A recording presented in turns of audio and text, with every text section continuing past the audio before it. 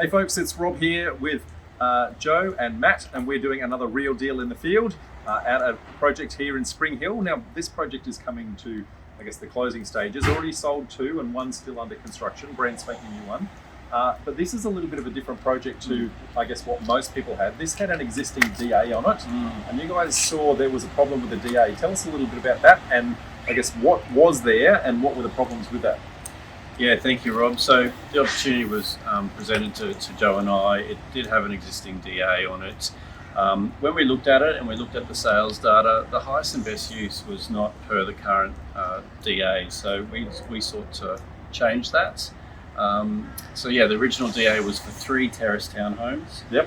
And Joe and I looked at the data and what the needs of the market was, and we thought, yeah, it was actually a high-end home. So and I'm just going to flesh into that a little bit better.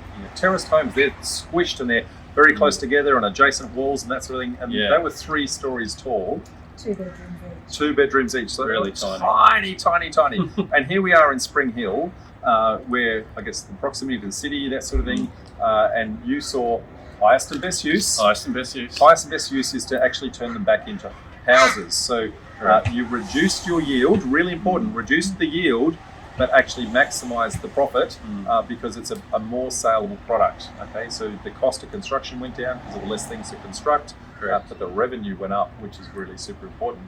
Yeah, and the way the DA was originally approved was across 3 DAs effectively. 1 for the subdivision, the 2 into 3. The second DA was for the extension of the 2 existing Queenslanders. So it was only the 3rd component that we had to repurpose from the 3 terraced townhomes to the high-end home. So that made it a little easier. It still took us, a good 4 months to actually get the development approval on this high-end home, but yeah, we're happy. The zoning had changed. Correct. So the original DA, the suburb was LMR 2-3, allowed townhouses, and then during that time, it went back to CR1. So okay, so the character home would, and being where we are in Spring Hill, character is actually quite important anyway. So you wanted to fit in irrespective of whatever the zoning said. Correct. But that limited, so you had to go back and redo a DA, that's the first part. And secondly, because of that change in zoning, the yield that you're going to get was a little bit limited as well. But as it turned out, the yield being limited is actually the outcome you're after. So it wasn't that much of a negative, but other people might have seen it as a negative. And so you guys have seen that opportunity. So congrats on that. Yeah, thank you. So I guess we saw a sequence of how to keep the project progressing to the outcomes we desired. We still came across challenges with the schedule and in the industry, but let's talk development for you, right? Let's talk about some of those challenges. So you were touched on before, the existing DA was in place and you went for a new DA. You were commenting before about trying to use the same consultants that were on the original DA. What kind of challenges did that create? Yeah. Quite a few. Some people, the original DA was I think 6 years, I think in 2015. So some people weren't working for those companies anymore, and the company didn't want to honour the fire engineering report. So we had to go and start that right from scratch, and that did cause a lot of issues. We couldn't find anybody who wanted to actually be involved and actually do. How many consultants did we go through? Many. Like 8 or 9, I think it was. Yes. So time. Wasted a lot of time. But we just kept progressing with the build and Yeah, very good. Now, there's actually 3 properties here. So this one that's under construction, this is a brand spanking new home. Yeah. So not quite finished. How many months until that's done? I would say 2.5 months. 2 months? Correct. And there's 2 more down the street. Now those guys are already sold. So you sold 1 under auction for suburb record price. Correct. So yay, high five for that. Yeah, suburb record price. And then the one next door, then clearly the benchmark had been set for, so that lifted the price point for there. So that's awesome outcome, guys. Thank you. We had the buy for the second one, but the focus was always to sell the first one. And then that weekend, we set the precedent. And then on that same weekend, sold the second one. We've had a lot of interest in this one, but similar with the first, we're going to keep this one and fully stage it and take it to auction, and we're looking for an amazing price for this one as well. Very good. Well, let's go and have a look at some of the issues and challenges that had to be solved along the way. We'll catch you guys in 2 seconds. here we are in front of, I guess, problem number one, which is actually opportunity number one, really. Correct. Spring Hill is really notorious for having tiny little skinny streets and very little on-street parking.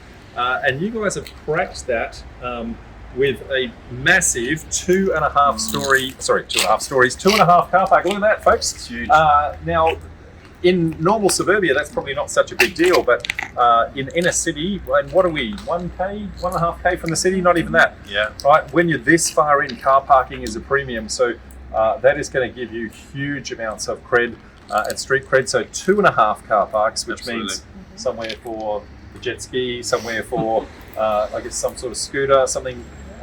Camping gear. Camping gear, that sort of thing. Everything. We've got an amazing little mezzanine level with lots of storage, which again is a rare commodity in an inner city home. Yeah, so if we just come on down just a little bit and try not to trip over, folks.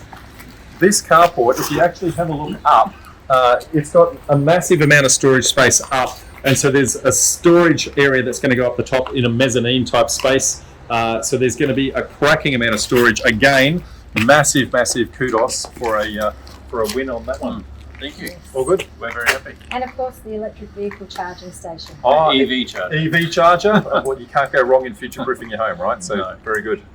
So challenge number 2, the gap between houses here is super tight. Have a look at the gaps between where the gutters are. So under the National Construction Code, you need to be 1.8 metres apart or have a fire separation treatment that's sitting here. What did you guys have to do for that fire separation treatment?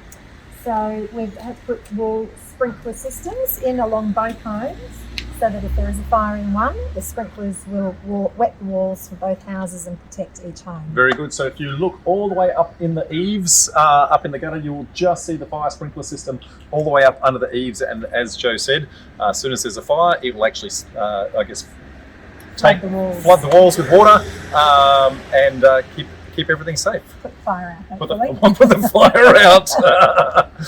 Next. Okay, standing outside the front of a sold sign, sold at auction Absolutely. back in April. So, mate, how many people at the auction firstly? So you sold via auction. Yes, auction by choice. We had 16 registered bidders. The market was still strong. I still think it is strong, but I think it's softened a little just leading into the election. But yeah, I'm very happy with this result. So whenever you've got a strong, interest in the property, auction gets people emotionally invested, and these kind of products are pretty rare in this particular area. I guess while these ones are, rejuvenated homes, next door is going to be brand new.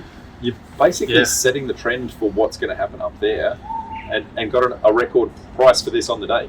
Absolutely, we're very focused on the supply of the area relative to the demand, and also the cycle of the market at the moment is very much on our mind. But yeah, we got a great result. We've got a very good team, and yeah, we just wanted to, siphon to the market the supply of what is 3 houses here. So yeah, it was quite strategic, and good news that this one next door sold within 48 hours of us selling this one, which was actually per the plan. Per the plan.